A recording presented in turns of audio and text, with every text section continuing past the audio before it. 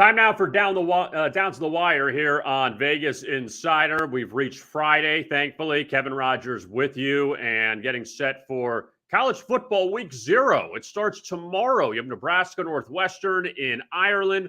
Also a handful of games before we get to week 1 next week. Also the preseason coming to a close this weekend, thankfully, in the NFL. You got some games tonight as well as a lot of games tomorrow. Then Giants-Jets on Sunday before we get to the real games with Bills-Rams week 1 on Thursday night, not next week, but the following week. And we'll be ready to rock and roll with the NFL. Paul Bovi is going to join us coming up in just a few moments. NFL handicapper at Vegas Insider. He's been one of the top handicappers at Vegas Insider for many years. Looking forward to Paul's take on a lot of things going into the season. Also, Paul handicaps college football as well. So we'll get his thoughts on all of that coming up in just a little bit. But first, though, let's get to our first best bet of the night for Major League Baseball. Last night, we hit our best bet at the top with the Rockies-Mets under 7. Unfortunately, we lost in the White Sox. They blew it in the 9th against the Orioles, lost in extra innings, and Luis Garcia came up 1 strikeout short of his over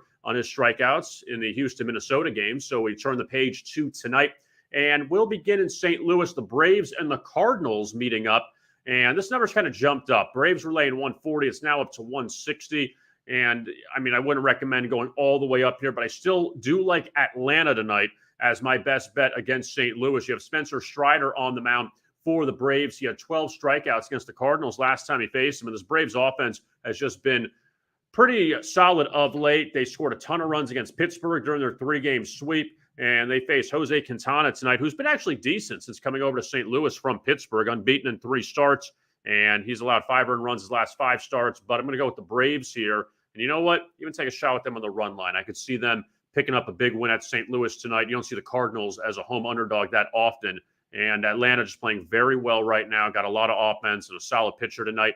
Let's go with the Braves over the Cardinals. We have 2 more best bets coming up. We have a total and a strikeout prop coming up in just a little bit. With all that being said, let's bring on the man, Paul Bovi. And Paul, he has been around a Vegas Insider a long time, one of the top NFL handicappers. In fact, last season, Paul even got to 48-27 at one point in the NFL. He started 32-17. Great totals player in the NFL, also great with the sides. And Paul joining us now here on Down to the Wire. And Paul, it's good to see you again. One other thing I want to mention before we get into some of your thoughts on some futures. You've done well in the NFL. The number is what, 7-1 so far in your preseason picks? How have you handicapped the preseason so well? It's actually 7-2, Kevin. 7-2. 7-1, but it's 7-2.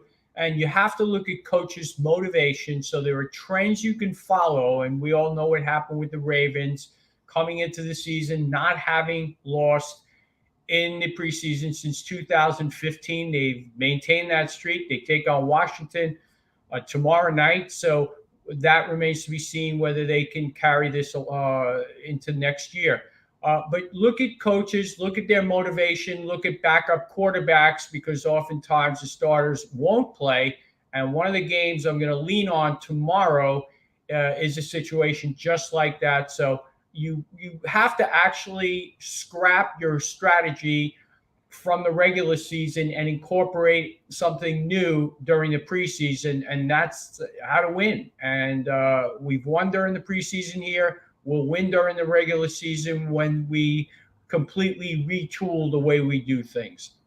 Now, looking at some futures, Paul, for the upcoming season, I want to begin in the NFC East. And we know how good the Dallas Cowboys have been. They've been the class of this division, but the Eagles did make the playoffs last year. Jalen Hurts led them there. They lost to Tampa Bay in the opening round. Your Giants have struggled. Washington has struggled. But who do you like to come out of the NFC East this season? Well, I really like the Eagles here, and the Cowboys took a further hit last night when they lost their left tackle, Tyron Smith, and he's the anchor to that line. And then you lose Collins to Cincinnati and Connor Williams to Miami in the preseason. They're going to struggle blocking. They lost Amari Cooper. And you can make a case for CeeDee Lamb, but he dropped quite a few balls last year. And aside from that, I think he benefited by Amari Cooper and the attention that he was getting. And you also have a running back on the decline in Ezekiel Elliott, down to 4.2 yards per carry last year. Of course, Tony Pollard is waiting in the wings, and he does split playing time with him, but I think he's going to be hard-pressed to sit Ezekiel Elliott on the bench. So I'm down on the Cowboys offense, and I think the Eagles added pieces that are really going to strengthen their team. They had Kazir White from San Diego, 144 tackles, A.J. Brown from Tennessee, and they've just made moves that I think are going to just vault them to the top of the division, and the Cowboys are going to struggle. They probably will win 8 or 9 games here, like the Eagles. As far as the Giants go, look, their secondary was gashed here. They're going to have struggled stopping the our aerial attack of the opposition. And Washington should have a pretty decent team, and a lot of that hinges on Carson Wentz and his ability to rein in his turnovers.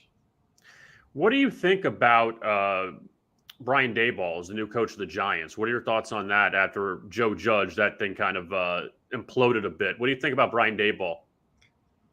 Kevin, look, I want to say he's going to be the heir apparent to Bill Parcells and take the Giants to the Super Bowl. But look, it's new blood, and they needed an infusion of that because it's been a horror show for the Giants over the last decade. And look, we'll see how it plays out. I'm hoping for the best. I'm a Giant fan. I've been a Giant fan for a long time. I think they made mistakes along the way. They drafted Daniel Jones before they had an offensive line intact, and it certainly didn't help out Saquon Barkley. So let's see what happens here. I'm hoping that the acquisitions for the offensive line will make a difference. I think they should be better on offense, but that secondary really scares me. Paul, what about in the AFC? Which teams have you isolated as far as for future plays? Okay, so I do think Buffalo is going to win the division. I'm not telling anybody anything that they probably don't feel at this point, but I think they have a superior team. They were 0-5 in games, 7 points or less last year. So if they improve upon that, linemen, notably from Tennessee and Saffold and Quisenberry, and that was in my opinion, their biggest weak spot. So they have a running game. They have an arsenal of receivers. They have a solid defense. They should win the division comfortably. But I also think Miami will be strong here.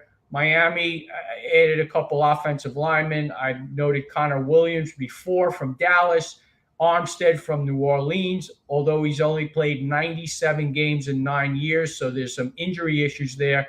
But they also, have brought over Tyreek Hill. So they have now receivers in place. They have a running game, bringing over Mostert. So I think Miami's going to win 10 games. This is going to be a competitive division. The Jets will be left in the rearview mirror early. The Cleveland Browns, another team that you've looked at. Obviously, the Deshaun Watson news has hung over this franchise, and rightfully so.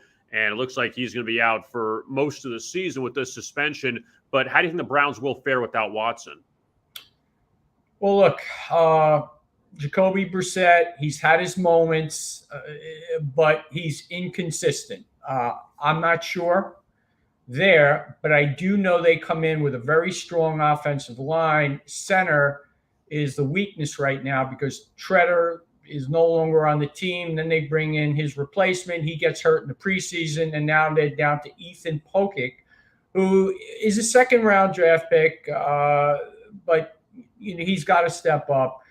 They do have a great running game in place right now. They did lose a receiver in Landry, but they still have Peoples-Jones. I think they're going to be solid. They have excellent talent in the secondary, and I don't think they're in a particularly strong division outside of Cincinnati. I think Baltimore has many weaknesses on that team. They have a left guard. I think his name is Tyree Phillips, that he's ranked near the bottom of the league. They come in with questions as far as left tackle goes. Staley has been injured the last few years. And of course, Lamar contract situation, and they don't have much talent right now, or what could be considered talent at wide receiver. These guys are unproven. So I definitely think the Browns can eclipse the 8 wins. Baltimore, I think, could struggle at times, and the Steelers are in trouble because they don't have an offensive line. Their left tackle, Dan Moore, gave up 7 sacks last year. They also have another player on the offensive line who committed Okafor 11 penalties. I think they're going to be a work in progress. Who do you think ends up being the starting quarterback in Pittsburgh? I happen to like Mason Rudolph, and I got ridiculed for this early on, but he's advanced. Let's say I'm going to say he's advanced, and I understand.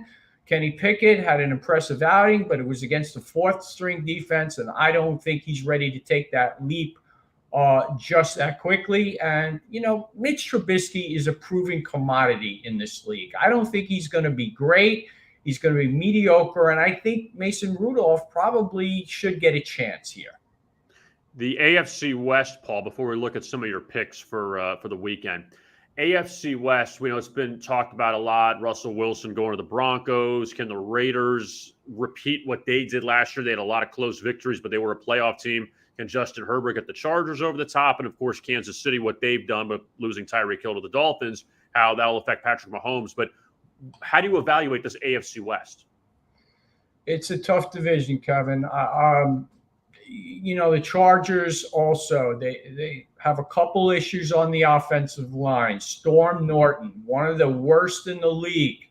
And sometimes you come in with hope and you think, all right, we can manage to get through the season with this guy. But the guy gave up, I think, 8 or 9 sacks last year. So I worry about that. I think this will be all about the Chiefs and the Chargers. The Broncos will compete, but I don't think they're ready to win the division yet, even though they made a key acquisition at quarterback. And as far as the Raiders go, look, they have talent, but again, there's a problem there on the offensive line. Leatherberry is not solid. He's one of the worst in the league at his position. And then they lost Denzel Good to retirement. So I'm not quite sold on the Raiders there. The win total reflects it at 8.5. I think the cream of the crop in that division are the Chiefs and the Chargers. Now, taking a look, Paul, at one of your NFL preseason plays for Saturday, and we'll look at a couple college in just a moment, but the Bengals and the Rams Super Bowl rematch, even though no one's going to play. We know Sean McVay plays nobody in the preseason. Joe Burrow's not going to play tomorrow night. But the Bengals, they're a short favorite at home against the Rams. How do you see this game turning out tomorrow night? So I played the under in this game, Kevin.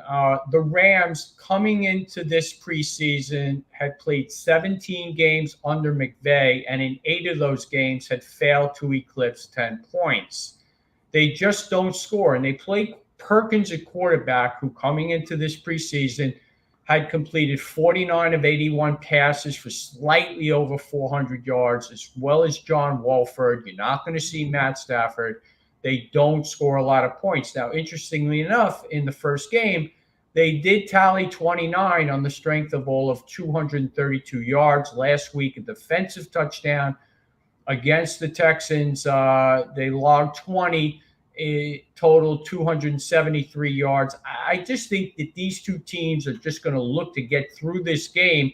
And you had a situation last week where Carolina and New England had some, let's say, hostility in their practices, which you had yesterday with Aaron Donald swinging a helmet. So in that Carolina game, Matt Rule sat Sam Darnold and Baker Mayfield, even though they had come into that game having only thrown 10 passes combined. So I don't think you want to put players in harm's way here. And I think both these teams are going to understand that there's some acrimony here, and they'll probably sit a bunch of players and just try to get through the game, 3 in a cloud of dust, under the 38. All right, I like that play. I think that's going to be the case in a lot of games coming up, the next few days in the NFL, especially the Giants-Jets doozy coming up on Sunday at MetLife Stadium. But college football, Paul, FAU and Charlotte, they meet tomorrow night, 7 o'clock in Boca Raton. And FAU destroyed Charlotte last year, in fact, on the road. But now they go down to Boca for this game. Owls laying a touchdown in this one. What are your thoughts here with FAU and Charlotte?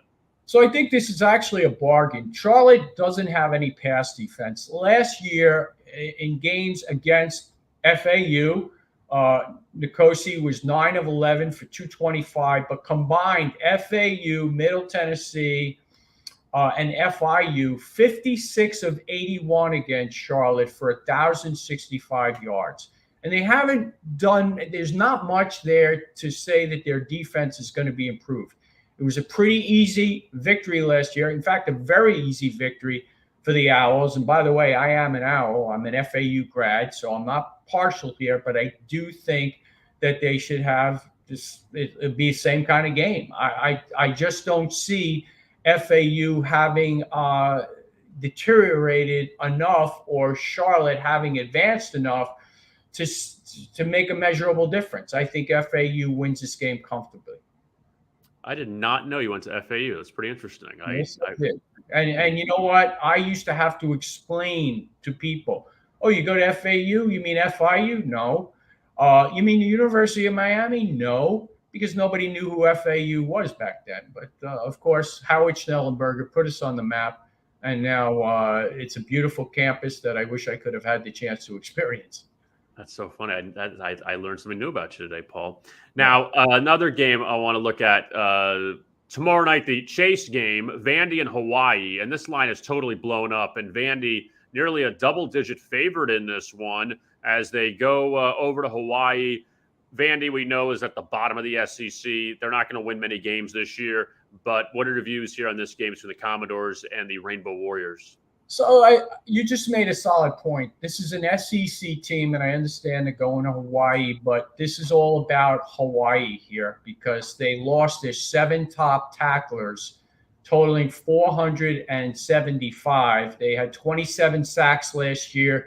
22 have been lost to graduation. They lost their quarterback, Cordero. And Vandy brings back both their quarterbacks.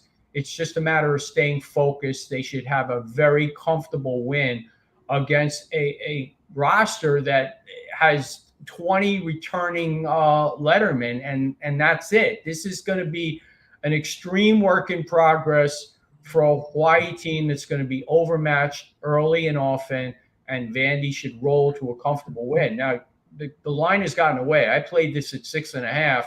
I try to always catch early numbers in the NFL and in college football. I play a lot of games on Sunday. I play a lot of games on Friday in the NFL when injuries are more or less determined for Sunday, and then add to it on Sunday morning when injuries are confirmed. But you want to get these games early because that's going to be a difference maker at the end of the year, whether you show a profit or a loss. And in this case, you're right, Kevin. I heard yesterday there were 9.5s out there. Yeah, and that line is totally blown up, and we'll see if Vandy takes care of business making that trip before they have their brutal SEC schedule coming up. Now, staying in the SEC, Tennessee, they start their season next Thursday against Ball State. And Josh Heupel's team, a heavy favorite. Again, the expectations elevated there in Knoxville. Tennessee played better last year, but again, they're not at the point they were of years ago, the Peyton Manning days. But Tennessee, big favorite against Ball State. What do you think about that game at Rocky Top next Thursday? All right, so Hayden Hooker did not play in the opener last year against Bowling Green, a game that the Volunteers prevailed 38-6. The problem for Ball State is they are a MAC team, as we all know. They lost 5 of their 6 top tacklers, totaling 419, and out of those 27 sacks they had last year, they lost 18 to graduation. This is going to be a very easy win for Tennessee. My only concern is that maybe they lose some focus in the second half because they go on to play Pitt in the second game, and they lost a tough one to the Panthers last year, so they might have their eye on that particular game. But this is a situation where they're in the second year of Josh Heupel's system. They're going to score a lot of points here. This is a MAC team they're playing with a depleted defense. Ball no longer has Drew Plitt. and their quarterback situation is up in the air. Tennessee wins this in a landslide. Paul Bovi, always great work, and appreciate him jumping on down to the wire. Paul, great numbers last year in the NFL. He was 48 and 27 at one point. Also, great totals player in the NFL and in college, and just a great handicapper to have in Vegas Insider. He's been with us for a very long time. And you can find Paul's picks at Vegas Insider. You go to the Buy Picks page, you'll find Paul's picks for the NFL as well as college football. Paul, as always, we appreciate the time. Thank you, and we'll talk to you again soon. Take care, Kevin. Thank you. All right, that is Paul Bovi right there, and good to talk to him. And, yeah, just a fantastic handicapper, a lot of good numbers that he brings to the table for you to win. Now, before we get to our next Major League Baseball best bets, I want to say about Bet365. And we've talked about them all week long. And Bet365, a fantastic sports book. Now, they have teamed up with Vegas Insider to offer new users an amazing welcome offer. Bet365 Sportsbook is offering an exclusive bonus. Customers can bet $1 and get $200 in free bets. Users must use the code NJVIP at sign-up and be located in a legal betting state where Bet365 is licensed. This is for new users only, and full terms and conditions apply. Again, that is Bet365. All right, now let's look at our second best bet for Major League Baseball tonight. We had the Braves as our first one against the Cardinals. Now we're going to go to a total. And you may say, all right, Cleveland's playing Seattle, two solid pitchers on the mound, Shane Bieber and Logan Gilbert. Low total went from 7 to 6.5. But you know what? We're going to go over that total tonight. And I think the runs will be scored in this game. It was a 3-1 Seattle victory on yesterday. Mariners were up 3-1 after the first. No more runs the rest of the game. And kind of wonder, all right, these teams just couldn't get it going after that first inning. Couple numbers I want to throw at you.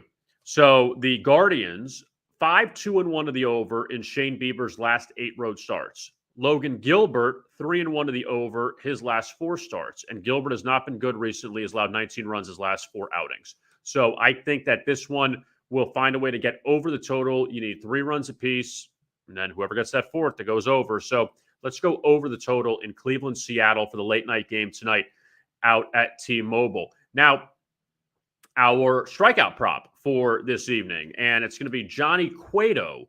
And Johnny Cueto has actually been a great addition to the Chicago pitching staff. He went 8 innings 2 starts ago. He went 8 2/3 innings his last start. I mean, this is a guy that the White Sox picked up before the season or right when the season began, and it seemed like he was shot. But he still has got something left. He delivers a lot of innings. But I got the number today, and the number has moved up. But I'll tell you what I got. 3.5 on Johnny Cueto under strikeouts. It was at 3.5 plus 125. Now, that number's going up to 4.5. So obviously the under is going to be it's going to be minus money on that under. But Johnny Cueto, his last 5 home starts, 3, 2, 0, 5, and 3 strikeouts. So I think that Johnny Cueto goes under his strikeout total tonight. So that's what we're going to go with. And again, this number has kind of gone away since it's gone up to 4.5.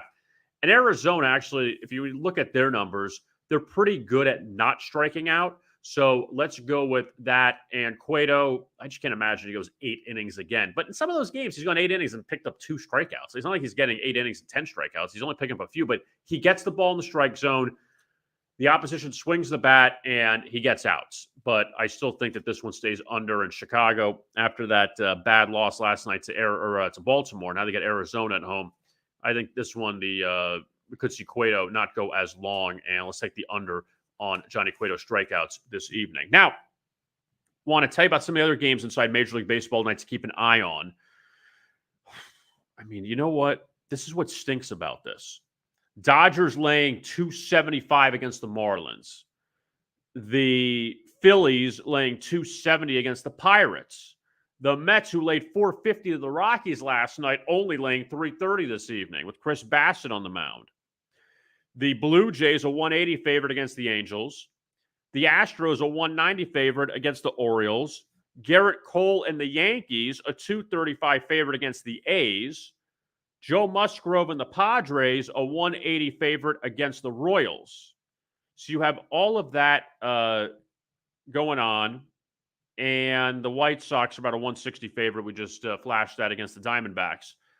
Twins, Giants, at least a little more competitive matchup in Minnesota. The Twins laying 130 in that one. The Guardians, a 115 favorite against the Mariners.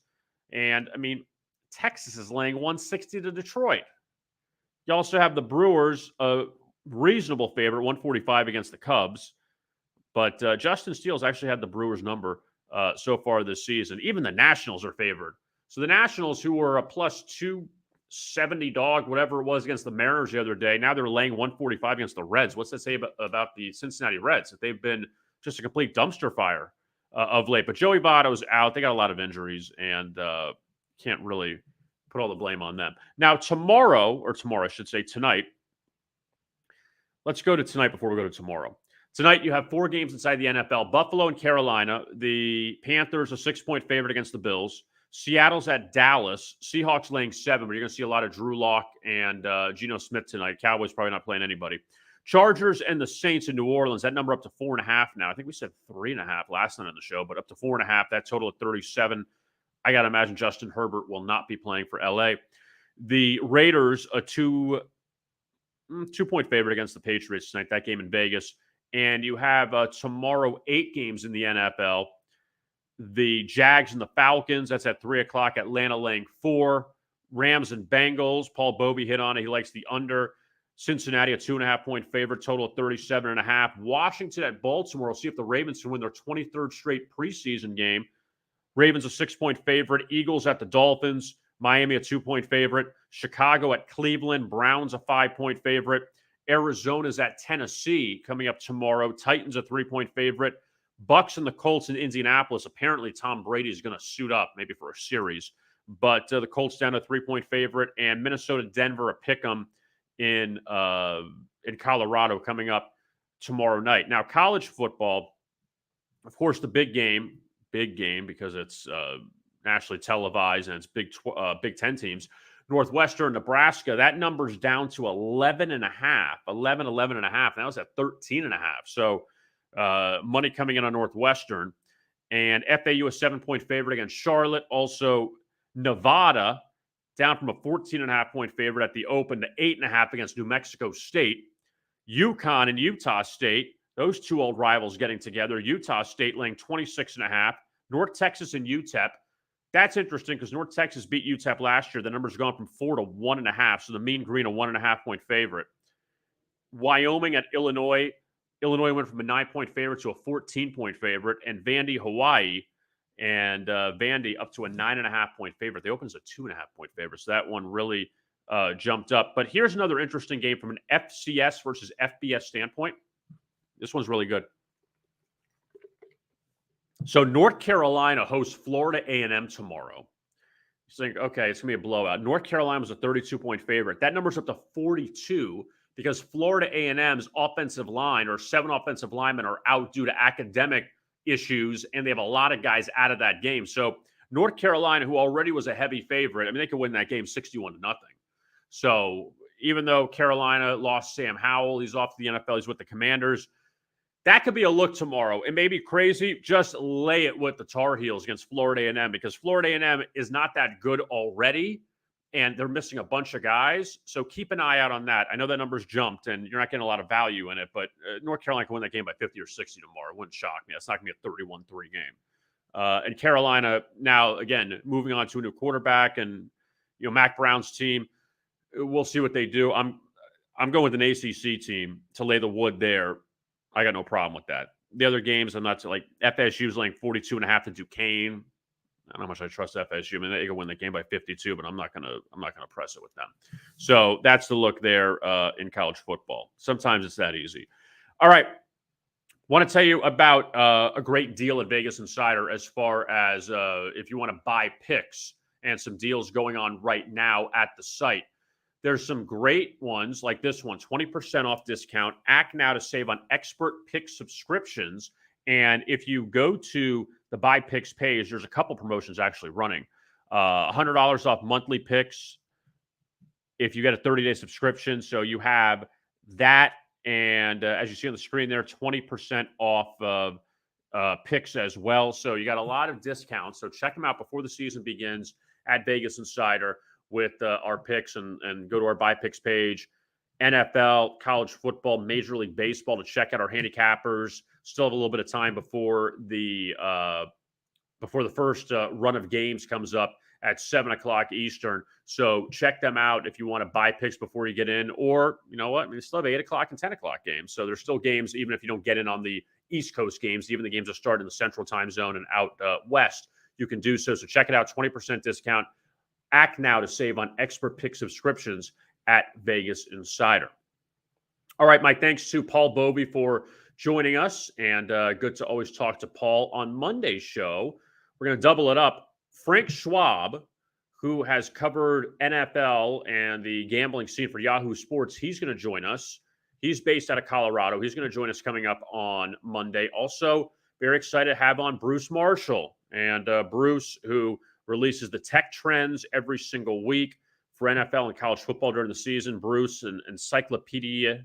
I was going to say encyclopedic, but I don't think that's a word. An encyclopedia for a mind. I'll just go that direction and be done with it. So an encyclopedia for a mind, Bruce Marshall, any sport, he's all over it. Very excited to talk to Bruce coming up on Monday as well. We'll look ahead to week 1 of the NFL, which again is not starting next week, but going to the following week, but also week 1 of college football, which does begin next week because you have week 0 coming up tomorrow. My thanks to Spencer Ray. Always a great job running the show. And this week got through the 5, so that's good. And don't forget, on Monday morning, you can get your recap of the weekend and look ahead to Monday's action. Joe Osborne with Chasing That Paper right here on Vegas Insider, also on our YouTube channel at Vegas Insider TV. So you can find Joe there at 11 a.m. Eastern, beginning on Monday or returning on Monday. And we'll be back with you coming up on Monday as well at 6 p.m. Eastern for Down to the Wire. I am Kevin Rogers. Thanks a lot for watching. And as always, best of luck with your bets.